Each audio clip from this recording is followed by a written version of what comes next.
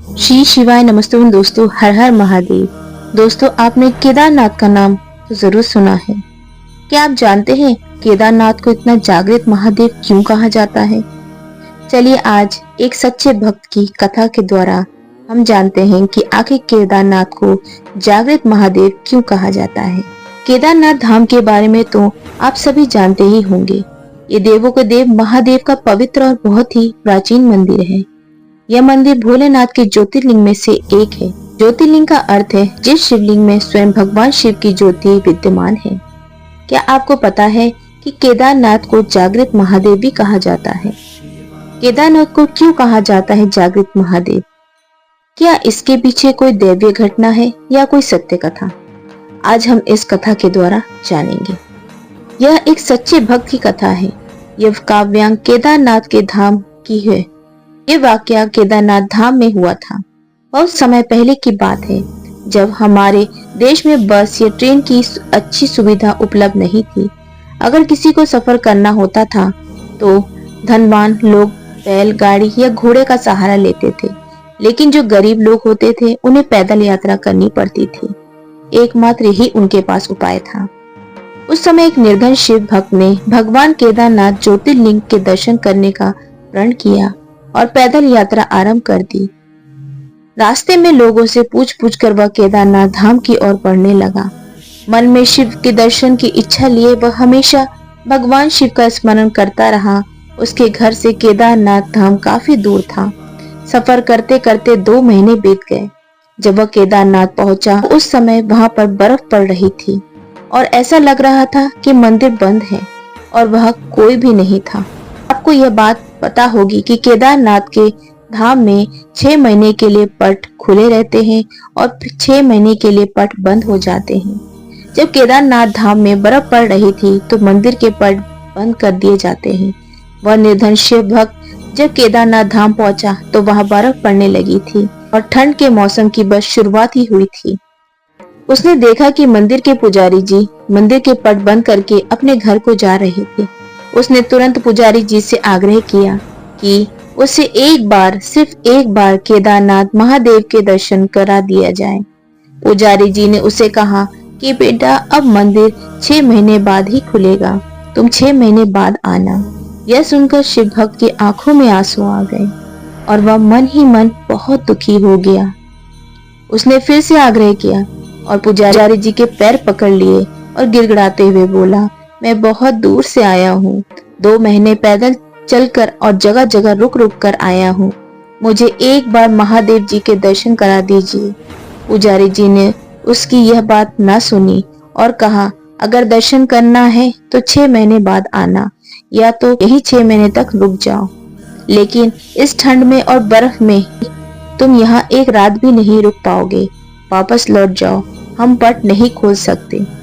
दोस्तों, अगर कोई धनवान व्यक्ति होता तो पट खुल सकते थे, लेकिन उस निर्धन के लिए कोई पट नहीं खोलता।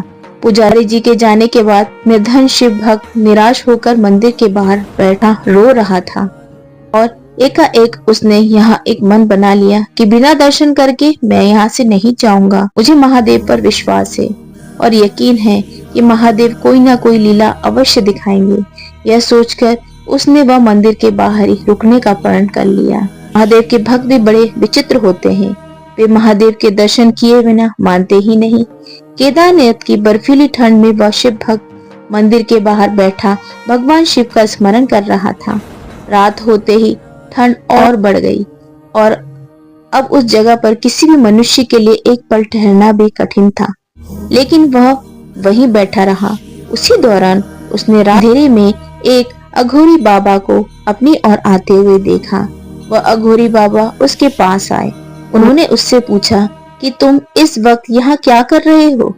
फिर उस शिव भक्त ने अघोरी बाबा को समस्त हाल कह सुनाया। अघोरी बाबा ने कहा, तुम निराश मत हो, मंदिर के द्वार खुलेंगे और तुम भगवान शिव के दर्शन भी जरूर करोगे।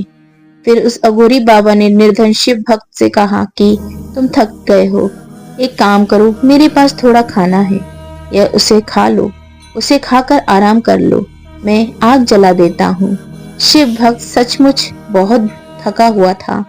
उसने खाना खाया और आग के गर्माहट के सामने उसको नींद लग गई। दूसरी सुबह जब उसकी नींद खुली तो वह अघोरी बाबा वहां नहीं थे और बर्फ भी साफ हो चुकी थी। ऐसा लग रहा था जैसे सर्दी का मौसम ही नहीं है।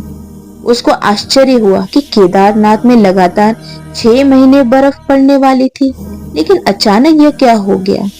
कुछ ही देर बाद उसने देखा कि मंदिर के पुजारी जी अपने साथियों के साथ मंदिर की ओर चले आ रहे थे।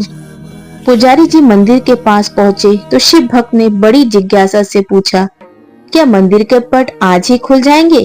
तो पुजारी जी ने कहा, हाँ, आज 6 महीने की सर्दियों के बाद मंदिर के पट खुलेंगे। पुजारी जी पहले उस भक्त को पहचान नहीं पाए। ऐसा सुनकर उस शिव भक्त ने कहा, 6 महीने बाद? लेकिन आप तो कल ही मंदिर के पट बंद करके गए थे। ऐसा सुनकर पुजारी जी ने अपने दिमाग पर जोर डाला और कहा कि तुम वही हो ना जो 6 महीने पहले भगवान के दर्शन करने के लिए आए थे, लेकिन मंदिर के पट बंद होने के कारण दर्शन नहीं कर पाए थे।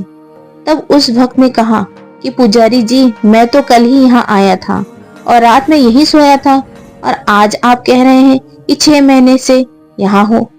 अब पुजारी जी को संदेह हुआ और उन्होंने उससे पूछा कि बेटा, रात में तुम्हारे साथ क्या हुआ, हमें सब बताओ।